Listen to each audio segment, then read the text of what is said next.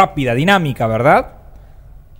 Sí, eso se debe, bueno, podemos decir la suerte de Israel es que es un país que es prácticamente una isla, ¿sí? Si bien está, digamos, dentro del continente, el hecho de que no tenga mucho contacto con sus vecinos permitió aislar la población local, simplemente cerrando el aeropuerto o por lo menos disminuyendo los vuelos, ¿sí?, al exterior.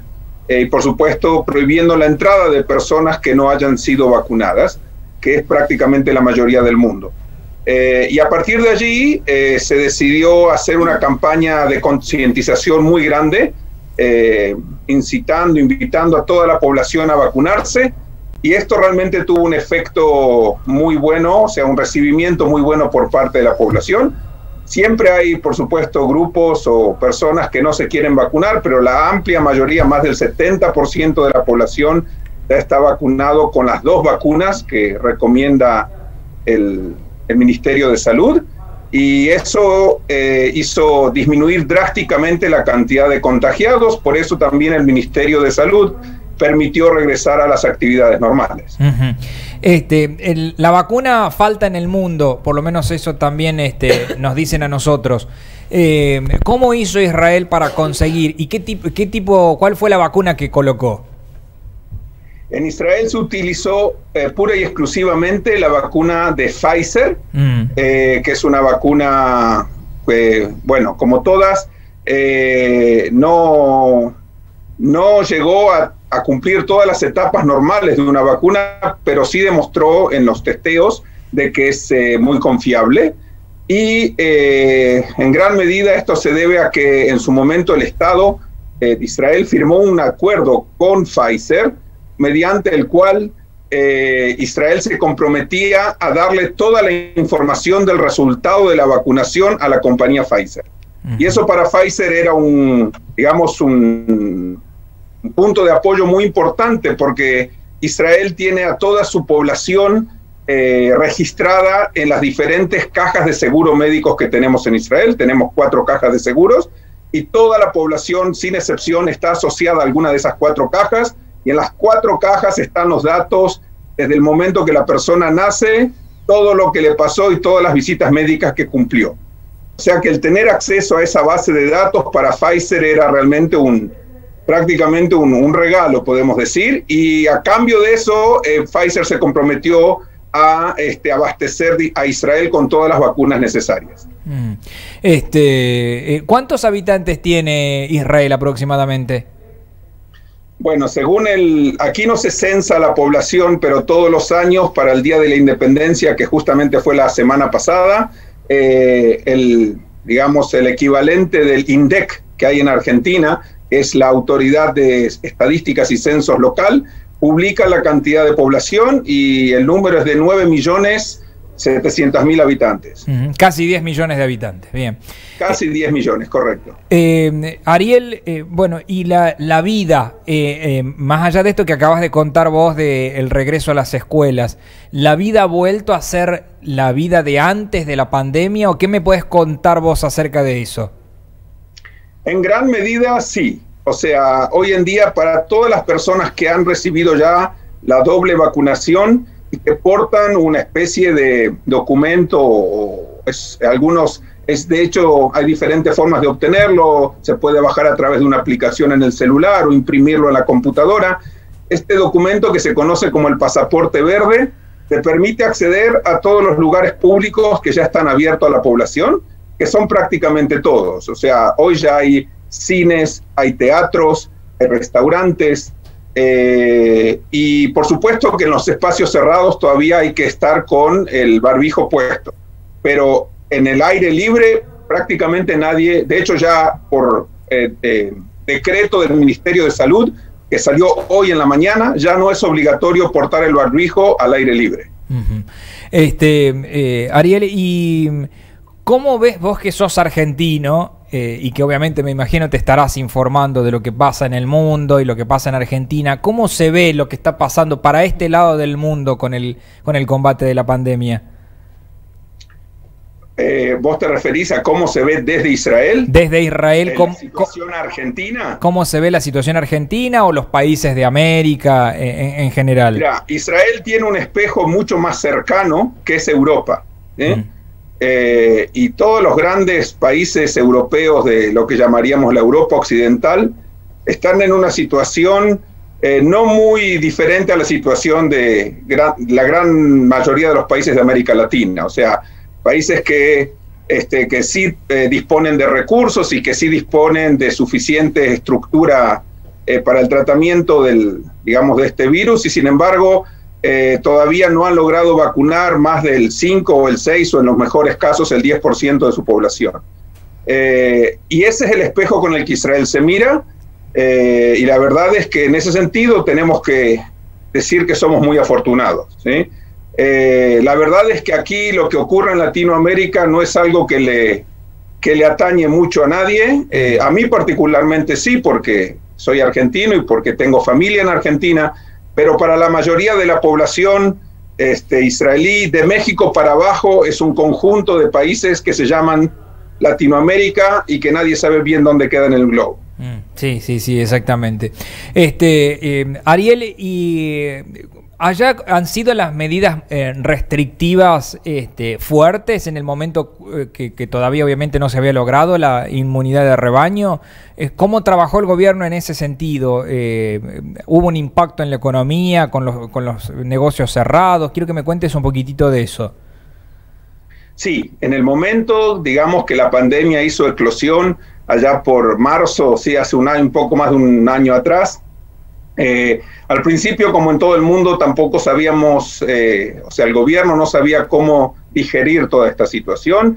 Se comenzaron a cerrar los lugares públicos, se comenzó a limitar la salida nocturna, se cerraron un montón de oficinas e instituciones públicas, etcétera. Y eso funcionó, o sea, la gente lo acató porque vio que esta enfermedad todos los días el número de contagiados subía en forma exponencial.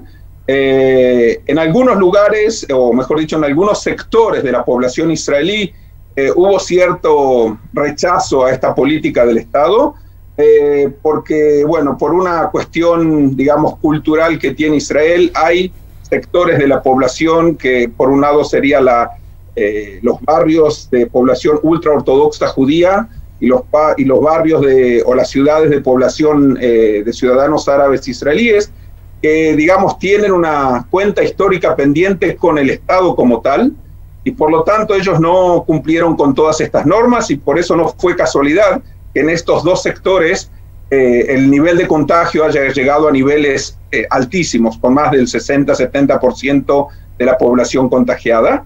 Pero después de esta ola, digamos, de contagio, cuando la gente se dio cuenta de que la vacuna sí podía ayudar, la gente se fue a vacunar, ¿sí? Y la vacuna, más la gente que ya había superado la enfermedad, lograron bajar el nivel, digamos, de enfermos a niveles mínimos, a tal punto que hoy en día en Israel ya los hospitales cerraron los departamentos de emergencia que abrieron especialmente para la corona. Ariel, Eliana te saluda, te quería consultar justamente sobre el tema de la vacunación. ¿Cómo fue la etapa, digamos, la vacunación? ¿Ustedes se inscribían, iban directamente? Más allá de que, bueno, te escuchaba que tenían mucha disponibilidad en cuanto al tema de las mismas vacunas. ¿Cómo fue el tema de la campaña de vacunación y cómo iban los días, iban en todos los horarios? ¿Cómo fue eso? Bueno, la campaña de vacunación, cuando se comenzó a vacunar, todo el mundo quería vacunarse primero, que es una reacción normal.